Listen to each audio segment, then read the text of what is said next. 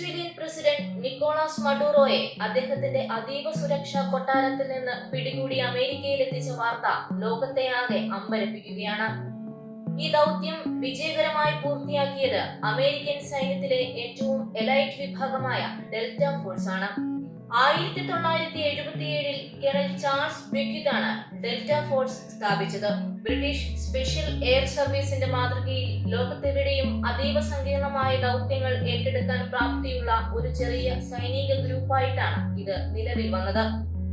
American സൈന്യത്തിലെ army Rangers, green ബെററ്റുകൾ തുടങ്ങിയവരിൽ നിന്ന് ഏറ്റവും മികച്ചവരെ മാത്രമാണ് ഡെൽറ്റ ഫോഴ്സിലേക്ക് തിരഞ്ഞെടുക്കുന്നത്.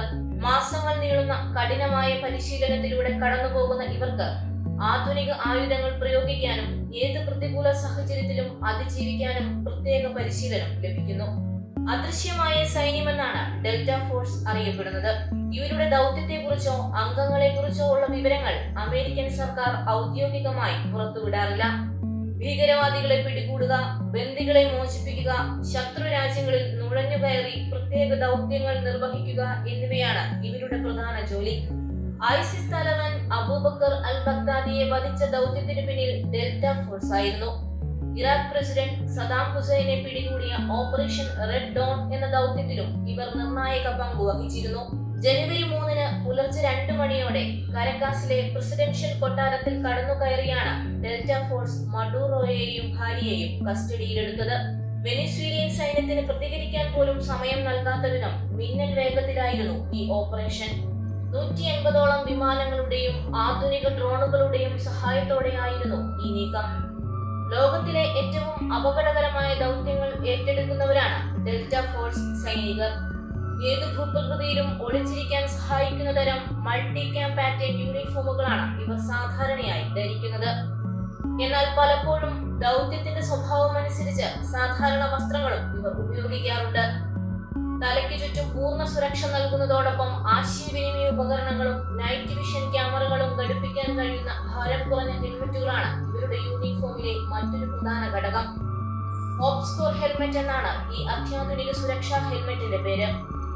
വെടിയുണ്ടകളെ തടയുന്ന അത്യാധുനിക പ്ലേറ്റ് കാരിയറുകളും ഓപ്പറേഷനുകളിൽ ഇവർ ധരിക്കാറുണ്ട്.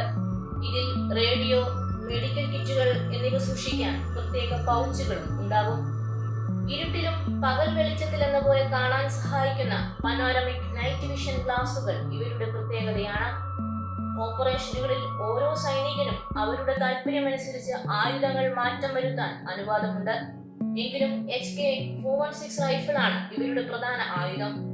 സാധാരണ M4 റൈഫിളുകളേക്കാൾ വിശ്വാസ്യതയും പ്രഹരശേഷിയും ഈ റൈഫിളിനുണ്ട്. അടുത്ത കാലത്തായി ഇവർ ഏറ്റവും കൂടുതൽ ഉപയോഗിക്കുന്ന സൈഡ് ആം പിസ്റ്റൾ ഗ്ലോക്ക് 90 ആണ്. ദൂരെയുള്ള ലക്ഷ്യങ്ങൾക്കായി SR-25 പോലുള്ള സെമി ഓട്ടോമാറ്റിക് റൈഫിളുകളും ഉപയോഗിക്കുന്നു.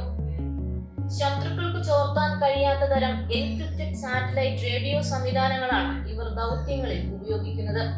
ഓരോ സൈനികനും പരസ്പരം സംസാരിക്കാനും കമാൻഡ് സെന്ററുമായി ബന്ധപ്പെടാനും ഹൈടെക് ഹെഡ്സെറ്റുകൾ ധരിക്കുന്നു.